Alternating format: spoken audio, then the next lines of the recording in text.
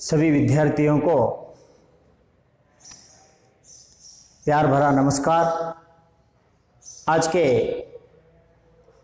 इस online class में हिंदी विषय के बारे में, हिंदी व्याकरण में आने वाले आज कुछ अंशों के बारे में हम जानने की कोशिश करेंगे। हिंदी विषय का जो व्याकरण है वह व्याकरण बहुत ही बहुमुख्य और विद्यार्थी जीवन में जो हिंदी विषय के बारे में जो आने वाला जो भी विषय वस्तु हो वो बहुत अच्छी तरह से मनन कर लेने के बाद आगे आने वाले दिनों में भविष्य में बहुत ही कारगर साबित होगा। यह बात कहते हुए मैं विषय की ओर बढ़ता हूँ। चलिए प्रिय छात्रों, तो आज हम हिंदी व्याकरण में आने वाले प्रयोग के आधार पर शब्द भेद, प्रयोग के आधार पर शब्द भेद कौन कौन से हैं, यह जानने की हम कोशिश करेंगे। प्रयोग के आधार पर, जैसे कि हिंदी व्याकरण में सभी ऐसे विषय बहुमुख्य कहलाते हैं कि एक विषय के साथ निकट संबंध रखते हुए और विषय को जानने में बहुत ही सहायक कारगर होती है। आज हम देख सकते हैं कि प्रयोग के आधार पर शब्दों के भेद कितने हैं, वह कौन कौन से हैं। प्रयोग के आधार पर शब्द के भेद हिंदी में 8 हैं और विकारी की दृष्टि से 2 भागों में बांटा भी गया है। प्रयोग के आधार पर शब्दों के 8 भेद हैं, तो उसी तरह विकारी के दृष्टि से भी 2 भागों में बांटा गया है। तो आगे बढ़ते हुए प्रयोग के आधार पर जो आने वाले वह कौन कौन से शब्द के भेद हैं, हम एक एक करके यह जानने की कोशिश करेंगे। उसमें सबसे पहले आता है संज्ञा यानी संज्ञा, सर्वनाम, विशेषण, क्रिया, क्रिया विशेषण, संबंध बोधक, समुच्चय बोधक, विस्मयादि बोधक। यह प्रयोग के आधार पर आने वाले शब्द के 8 भेद हैं। और हम विकारी की दृष्टि से 2 भागों में बटे हुए, यानी विकारी के दृष्टि से 2 भागों में बटे हुए शब्दों का भेद है। एक है विकारी शब्द और दूसरा आता है अविकारी शब्द। और आगे बढ़ते हुए अर्थ की दृष्टि से शब्द भेद, पहले हम क्या देखें, प्रयोग के आधार पर शब्द भेद देखे हैं, वह कौन कौन से आते हैं। और दूसरी ओर विकारी की दृष्टि से उन भागों में बांटा गया है। और अर्थ की दृष्टि से शब्द भेद वह आते हैं 2, वह कौन कौन से, यानी पहला आता है सार्थक शब्द और दूसरा आता है निरर्थक शब्द। प्रिय छात्रों, यह शब्दों की जानकारी, यह हम शब्दों के बारे में जो जानकारी आज ले रहे हैं, यह ग्रामर में इतना ही नहीं, जो हिंदी विषय के बारे में पढ़ना हो, लिखना हो, उसमें जो भी सहायता में यह बहुत ही कारगर साबित होते हैं। यानी इनके सिवा हिंदी भाषा में कोई भाषा लिखना या पढ़ना असंभव नहीं है। यह शब्दों के भेद के सहाय से, और हम पाठ्य पुस्तक में जब भी पढ़ते हैं, लिखते हैं, तब यह शब्दों का किस तरह प्रयोग किया गया है, किस तरह प्रयोग इनमें लाया जाता है, यह सब हम देख सकते हैं। तो आगे बढ़कर हम विकारी शब्द किसे कहते हैं? प्रिय छात्रों, प्रयोग के आधार पर शब्दों के भेद 8 हैं। यह 8 दिखाई दे रहे हैं, इसके बारे में हम पढ़े हैं। अगले वीडियो में इसके बारे में सविस्तार रूप से आपको जानकारी दी जाएगी। उससे पहले हम यह विकारी शब्द, अविकारी शब्द, सार्थक शब्द और निरर्थक शब्द किसे कहते हैं, यह पहले जानने की कोशिश करेंगे। विकारी शब्द किसे कहते हैं? यानी जिन शब्दों का रूप परिवर्तन होता रहता है वे विकारी शब्द कहलाते हैं। विकारी शब्द यानी क्या?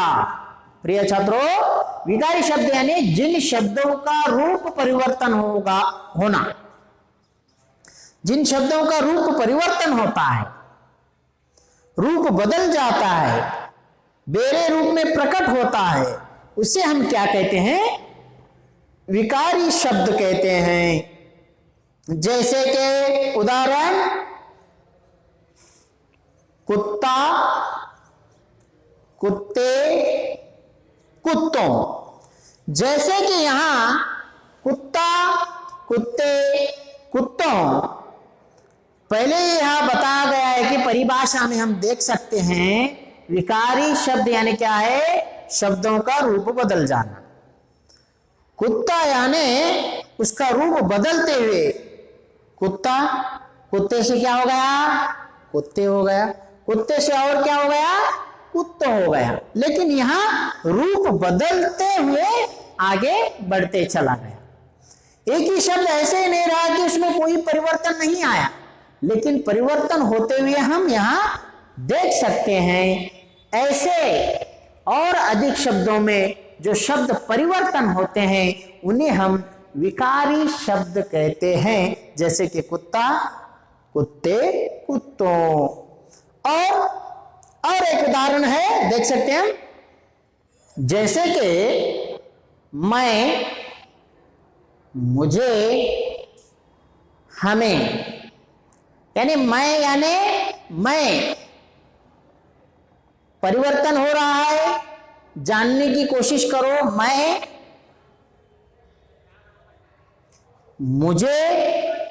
मुझे यानी भी उसका शब्द मुझे ही उपयोग हो रहा है, मैं का शब्द ही मुझे उपयोग हो रहा है। एक ही मुझे अकेले के लिए शब्द अलग अलग उपयोग में लाए जा रहे हैं। तो शब्द का यहां क्या हो रहा है बच्चों?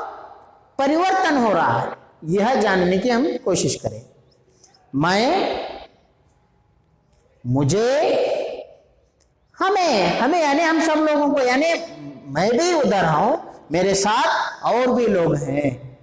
हमें, एक ही शब्द को अलग अलग रूपों में प्रकट करना, उसे हम क्या कहते हैं? विकारी शब्द कहते हैं। आगे बढ़ते हुए प्रिय छात्रों, अविकारी शब्द, इसका ही विरोध हम समझ सकते हैं।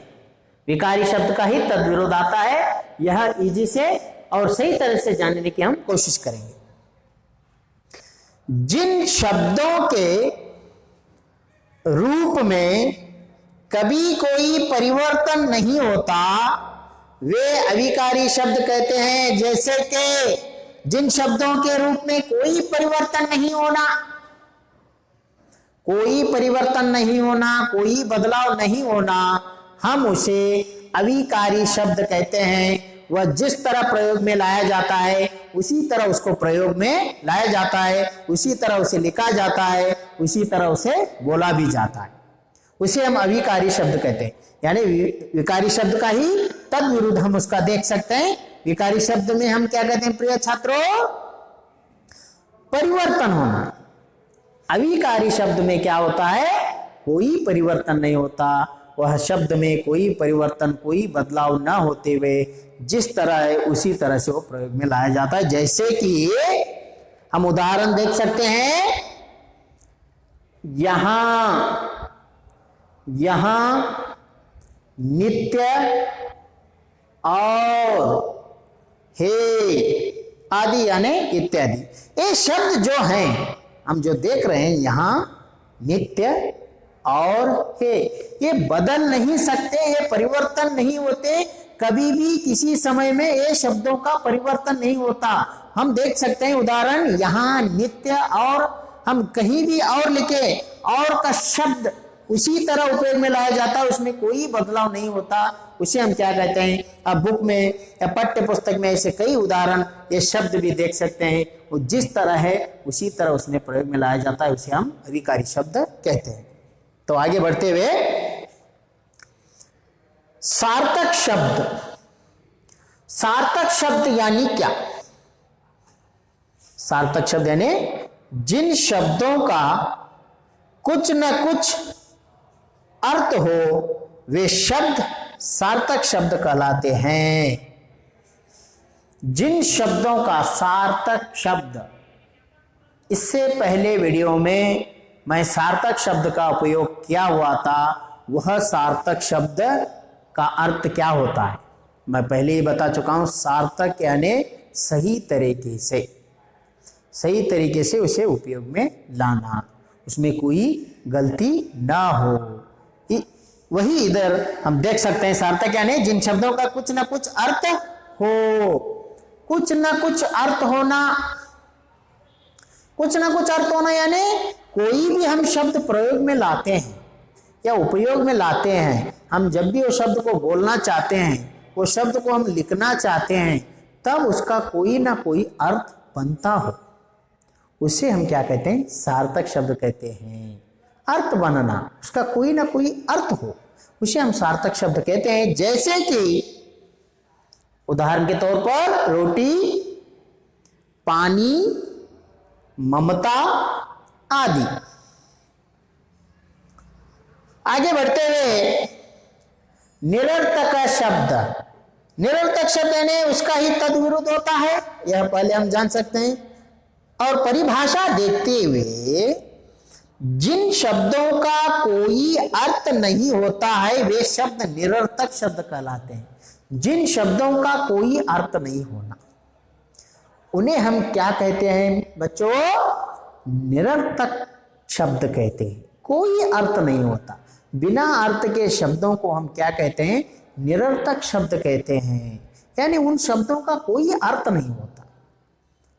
हम कोई भी शब्द लिखते हैं तो उसका अर्थ होना यह जरूरी नहीं है, लेकिन उसका सही अर्थ होना यह आवश्यक है। उसका कोई अर्थ बनता हो, उसका कोई अर्थ नहीं होता, उसे हम निरर्थक शब्द करके बुलाते हैं। और आखिर में हम यहाँ उदाहरण भी दे सकते हैं, रोटी, ओटी, पानी, वानी, इनमें ओटी, वानी निरर्थक शब्द हैं। पानी का कुछ अर्थ बनता है, पानी का भी कोई अर्थ बनता है, रोटी का भी कोई अर्थ बनता है। हाँ, रोटी हम खाते हैं, पानी हम पीते हैं, या कोई अर्थ बनता है, हम देखते हैं, इसको समझ सकते हैं। लेकिन यह हम जो रोटी, पानी, यह जो उल्टे या अलग से यानी बिना अर्थ वाले जो शब्द आते हैं उसे हम निरर्थक शब्द कहते हैं। इनमें विशेष तौर पर निरर्थक शब्दों पर व्याकरण में कोई विचार नहीं होता। निरर्थक शब्दों का हिंदी व्याकरण में कोई विचार नहीं है, यानी कोई विचार यानी नहीं, यानी इसका कोई इस्तेमाल नहीं होता है। ये ज्ञान के लिए आपको बहुत ही जरूरी है। हम हिंदी व्याकरण में इसको किसी तरह से उपयोग में नहीं लाते। मुद्दु विद्यार्थिगळे, ಇವತ್ತಿನ ದಿವಸ ನಾವು ಪ್ರಯೋಗದ ಆಧಾರದ ಮೇಲೆ ಶಬ್ದಗಳ ಪ್ರಕಾರಗಳು, ಪ್ರಯೋಗದ ಆಧಾರದ ಮೇಲೆ ಶಬ್ದದ ಪ್ರಕಾರಗಳು ಎಷ್ಟದಾವಪ್ಪ ಅನ್ನುವಂಥದ್ದನ್ನ ಇವತ್ತು ತಿಳ್ಕೊಬೇಕಾಗ್ಯದ. ಪ್ರಯೋಗದ ಆಧಾರದ ಮೇಲೆ ಶಬ್ದಗಳ ಎಷ್ಟದಾವಪ್ಪ ಅಂದ್ರೆ ಇಲ್ಲಿ 8 ಅದಾವು. ಮತ್ತು ವಿಕಾರಿಕೆ ದೃಷ್ಟಿಸಿ, ವಿಕಾರಿಯ ದೃಷ್ಟಿದಿಂದ ಏನೈತಪ್ಪ ಅಂದ್ರ ಶಬ್ದಗಳು ಏನೈತಪ್ಪ ಅಂದ್ರ 2 ಭಾಗಗಳಾಗಿ ಏನ್ ಮಾಡ್ಯಾರಪ್ಪ ಅಂದ್ರೆ ಅವರು ವಿಂಗಡಣೆ ಮಾಡಿದ್ದಾರೆ. ಹಾಗಾದ್ರೆ ಪ್ರಯೋಗದ ಆಧಾರದ ಮೇಲೆ ಇನ್ನೇನೈತಪ್ಪ ಅಂದ್ರೆ ಎಷ್ಟು ಪ್ರಕಾರಗಳು ಮಾಡಿದ್ದಾರೆ? 8 ಪ್ರಕಾರಗಳು ಮಾಡಿದ್ದಾರೆ. ಅವು ಯಾವಪ್ಪ ಅಂದ್ರೆ ಇಲ್ಲಿ ಒಂದನೇದು ಸಂಜ್ಞಾ, ಸರ್ವನಾಮ, ವಿಶೇಷಣ, ಕ್ರಿಯಾ, ಕ್ರಿಯಾ ವಿಶೇಷಣ, ಸಂಬಂಧ ಬೋಧಕ, ಸಮುಚ್ಚ ಬೋಧಕ, ವಿಸ್ಮಯಾದಿ ಬೋಧಕ ಅನ್ನುವಂಥದ್ದು ಏನೈತಪ್ಪ ಅಂದ್ರೆ ನಾವಿಲ್ಲಿ 8 ಪ್ರಕಾರಗಳನ್ನು ನೋಡ್ತೀವಿ. ಅದೇ ರೀತಿ ಏನೈತಪ್ಪ ಅಂದ್ರ ವಿಕಾರಿಯ ದೃಷ್ಟಿದಿಂದ ಎಷ್ಟು ಪ್ರಕಾರದವರಲ್ಲಿ 2 ಪ್ರಕಾರಗಳು ಬರ್ತಾವ. ಅವು ಯಾವ 2 ಪ್ರಕಾರಗಳಂತಪ್ಪ ಅಂದ್ರೆ ವಿಕಾರಿ ಶಬ್ದ ಮತ್ತು ಅವಿಕಾರಿ ಶಬ್ದ ಅಂತ ಹೇಳ್ತೀವಿ ಮುದ್ದು ವಿದ್ಯಾರ್ಥಿಗಳೇ. ಹಾಗಾದ್ರೆ ಅರ್ಥಕ್ಕೆ ದೃಷ್ಟಿಸೆ ಅರ್ಥದ ಆಧಾರದ ಮೇಲೆ ಎಷ್ಟು ಪ್ರಕಾರಗಳನ್ನು ಮಾಡಿದ್ದಾರೆ?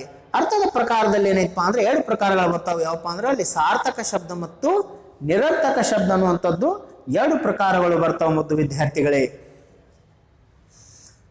ಹಾಗಾದ್ರೆ ಪ್ರಯೋಗದ ಆಧಾರದ ಮೇಲೆ 8 ಪ್ರಕಾರಗಳು ಏನ್ ಬರ್ತಾವಲ್ಲ, ಈ ಮುಂದಿನ ಅವಧಿಯಲ್ಲಿ ಏನೈತಪ್ಪ ಅಂದ್ರೆ ಪ್ರತಿಯೊಂದು ಪ್ರಕಾರದ ಬದ್ದಲ ಏನೈತಪ್ಪ ಅಂದ್ರೆ ಸವಿಸ್ತಾರವಾದಂತ ಜ್ಞಾನವನ್ನು ಮುಂದಿನ ಅವಧಿಯಲ್ಲಿ ಕೊಡ್ಲಿಕ್ಕೆ ಇಚ್ಛೆಯನ್ನು ವ್ಯಕ್ತಪಡಿಸ್ತೇನೆ. ಆ ಮುಂದಿನ ಅವಧಿಯಲ್ಲಿ ಏನೈತಪ್ಪ ಅಂದ್ರೆ ಸವಿಸ್ತಾರ ಜ್ಞಾನವನ್ನು ನಾವು ಪಡೆದುಕೊಳ್ಳೋಣ. ಈಗ ನಾವು ಇವತ್ತಿನ ದಿವಸ ಏನೈತಪ್ಪ ಅಂದ್ರೆ ವಿಕಾರಿಕೆ ದೃಷ್ಟಿ ಅಂದ್ರಪ್ಪ ಅಂದ್ರ ವಿಕಾರಿ ಅವಿಕಾರಿ ಶಬ್ದ, ಸಾರ್ಥಕ್ ಶಬ್ದ ಮತ್ತು ನಿರರ್ಥಕ್ ಶಬ್ದ ಅಂದ್ರೆ ಏನಪ್ಪಾ, ಇದರದ ಅರ್ಥ ಏನೈತೆ ಅನ್ನೋದನ್ನ ಇವತ್ತ ತಿಳಿದುಕೊಳ್ಳಲಿಕ್ಕೆ ಪ್ರಯತ್ನ ಪಡೋಣ ಮುದ್ದು ವಿದ್ಯಾರ್ಥಿಗಳೇ. विकारी शब्द अंदर जिन शब्दों का रूप परिवर्तन होता रहता है वे विकारी शब्द कहते हैं। विकारी शब्द अंदर ಏನು ಶಬ್ದದಲ್ಲಿ ಏನಾಗೋದಪ್ಪ ಅಂದ್ರೆ ಪರಿವರ್ತನೆ ಆಗ್ತಾ ಇರಬೇಕು. ಶಬ್ದ ಏನೈತೆ ನಾವು ಉಪಯೋಗ ತರುವಂತ ಶಬ್ದ ಏನಾಗ್ತಿರ್ಬೇಕು, ಪರಿವರ್ತನೆ ಆಗ್ತಿರ್ಬೇಕು. ಅಂತ ಶಬ್ದಗಳಿಗೆ ನಾವು ಏನಂತೀವಿ, ವಿಕಾರಿ ಶಬ್ದ ಅಂತ ಕರಿತೀವಿ. ಉದಾಹರಣೆಗಾಗಿ ಏನೈತಪ್ಪ ಅಂದ್ರೆ ನಾವು ಕುತ್ತ, ಕುತ್ತೆ, ಕುತ್ತೋ, ಇಲ್ಲಿ ಏನಾಗ್ತಾ ಇದೆ, ಕುತ್ತ ಅನ್ನೋದು ಹೋಗಿ ಕುತ್ತೆ ಆಯ್ತು, ಕುತ್ತೆ ಅನ್ನೋದು ಹೋಗಿ ಏನಾಯ್ತಪ್ಪ ಅಂದ್ರೆ ಇಲ್ಲಿ ಕುತ್ತೋ ಆಯ್ತು. ಅಂದ್ರೆ ಇಲ್ಲಿ ಏನಾಗಾಕಾಯ್ತು, ಶಬ್ದ ಪರಿವರ್ತನೆ ಆಗಾಕಾಯ್ತು, ಬದಲಾವಣೆ ಕಂಡುಕೊಳ್ಳಾಕಾಯ್ತು. ಅಂತವ್ರು ನಾವೇನಂತ ಕರಿತೀವಿ, ವಿಕಾರಿ ಶಬ್ದ ಅಂತ ಕರಿತೀವಿ. ಎರಡನೇದು ಏನಪ್ಪಾ ಅಂದ್ರೆ ಅವಿಕಾರಿ ಶಬ್ದ. ಅವಿಕಾರಿ ಶಬ್ದ ಅಂದ್ರೆ ಏನ್ರಿ, जिन शब्दों के रूप में कभी कोई परिवर्तन नहीं होता, ಅದರದೇ ತದ್ವಿರುದ್ಧವಾದಂಥದ್ದು. ಅಂದ್ರೆ ಯಾವ ಶಬ್ದದಲ್ಲಿ ಯಾವುದೇ ರೀತಿಯಾಗಿ ಬದಲಾವಣೆ ಆಗುವುದಿಲ್ಲ, ಅದು ಯಾವ ರೀತಿಯಾಗಿ ಇದೆ ಅದೇ ರೀತಿಯಾಗಿ ಬಳಸಕ್ಕೆ ನಾವು ಪ್ರಯತ್ನ ಪಡ್ತೀವಿ. ಅಂತಾಗ ನಾವೇನ ಮಾಡ್ತೀವಿ ಅಂದ್ರೆ ಇಲ್ಲಿ ಅವಿಕಾರಿ ಶಬ್ದ ಅಂತ ಕರಿತೀವಿ. ಉದಾಹರಣೆಗಾಗಿ ಯಾವ್ಯಾವ ಇಲ್ಲಿ ಯಹಾ, ನಿತ್ಯ, ಔರ್, ಹೇ, ಇವು ಯಹಾ, ನಿತ್ಯ, ಔರ್ ಇವು ಏನು ಶಬ್ದ ಅದಾವಪ್ಪ ಅಂದ್ರೆ ಇವು ಯಾವತ್ತೂ ಏನಪ್ಪ ಅಂದ್ರೆ ಬದಲಾವಣೆ ಆಗುವುದಿಲ್ಲ.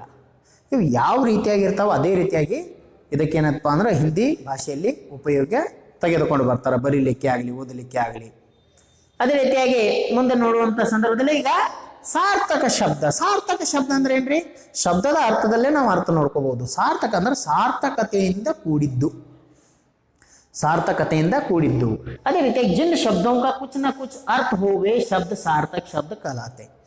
जिन शब्दों का कुछ न कुछ अर्थ हो, ಯಾವ ಶಬ್ದದ ಏನಾದ್ರೂ ಒಂದು ಅರ್ಥ ಇರಬೇಕು ಅಂತ ಶಬ್ದಕ್ಕೆ, ಅಂದ್ರೆ ಆ ಶಬ್ದದ ಏನಾಗ್ತಿರ್ಬೇಕ್ರಿ, ಅರ್ಥವನ್ನು ಹೊಂಡ್ತಿರ್ಬೇಕು.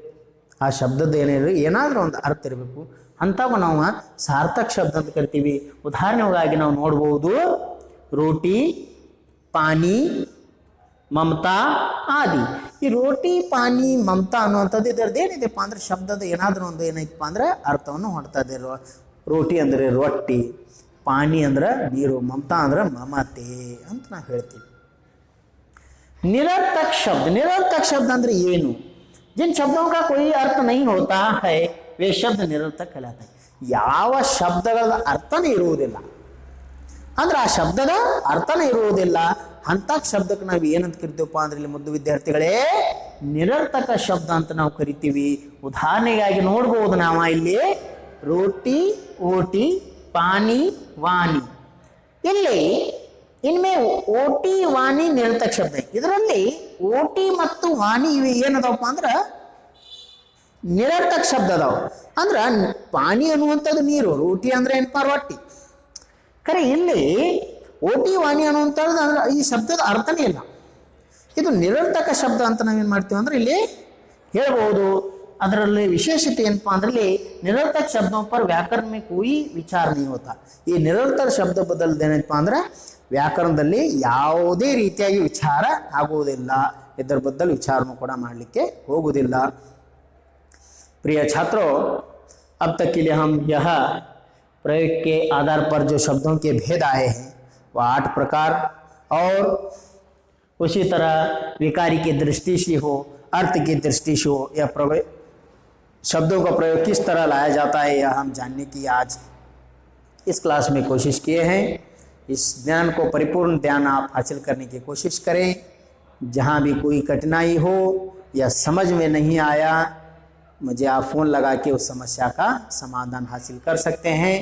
ಮುದ್ದು ವಿದ್ಯಾರ್ಥಿಗಳೇ, ಈಗ ನಾನು ಹೇಳಿದಂತಹ ಶಬ್ದದ ಪ್ರಕಾರಗಳು ಯಾವ್ಯಾವ ಪ್ರಕಾರಗಳು ಇದ್ದಾವೆ ಅನ್ನುವಂಥದ್ದು ಎಲ್ಲವನ್ನು ಜ್ಞಾನೋದಯ ಏನಪ್ಪ ಅಂದ್ರೆ ಸವಿಸ್ತಾರವಾದ ಜ್ಞಾನ ಇವತ್ತು ನಾವು ಪಡೆದುಕೊಂಡಿವಿ.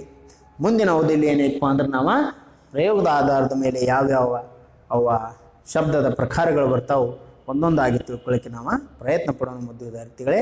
ಅಲ್ಲಿವರೆಗೆ ಧನ್ಯವಾದಗಳು. ನಮಸ್ಕಾರ.